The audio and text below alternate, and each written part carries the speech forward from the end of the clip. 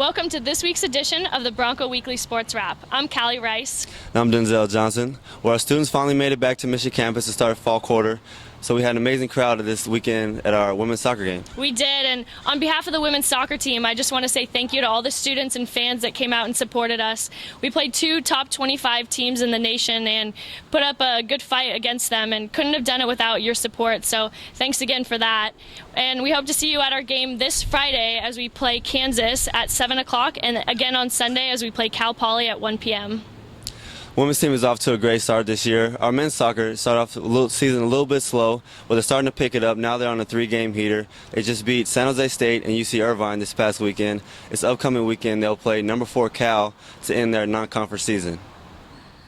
So Mark, you guys had a little bit of a slow start to your season, but now you're on a 3-game win streak. What do you think's the reason for this good turnaround?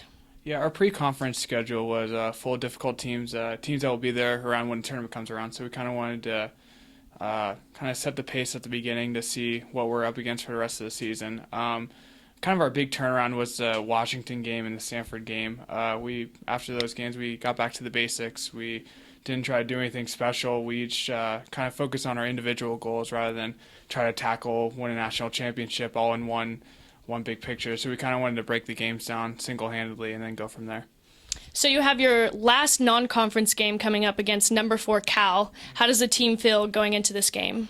Pretty good. As you said, we're on a 3-game win streak and played good teams too on the way. That was a big win down in Irvine that we had, and a lot of people are feeding off of that momentum. So I think we're pretty confident going into there. Going into them, we know that they're going to be a handful, of course, but I think we can hold our own and send a message to the rest of the country. All right, thanks, Mark.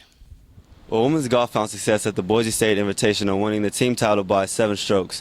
Junior Casey McCartan shot 1 under par and won her first collegiate tournament. Congrats to the team and good luck as they compete in the Washington State Cougar Cup. Well, our number 15 men's water polo went 2-2 this weekend up at the Cal Invitational. They ended up falling their first 2 games, but picked up 2 wins against UC San Diego and Diablo Valley College. Denzel was able to sit down with senior Theo Nasser and talk a little bit about this weekend.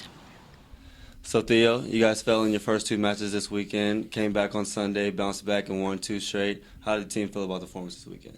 Well, we were disappointed with the losses to UOP and conference opponent Davis on Saturday, but it was great to see the team's resiliency and bounce back on Sunday. We had 2 big wins against DVC and a sudden death overtime win against conference rival San Diego.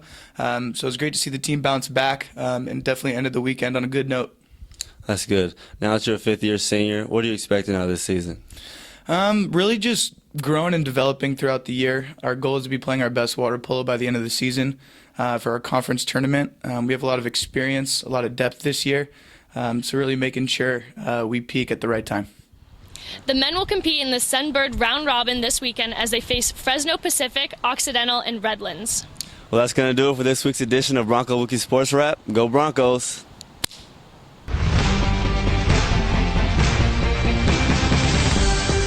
Wait, we have volleyball Thursday night against USF, 6 p.m. in the Levy Center. Be there.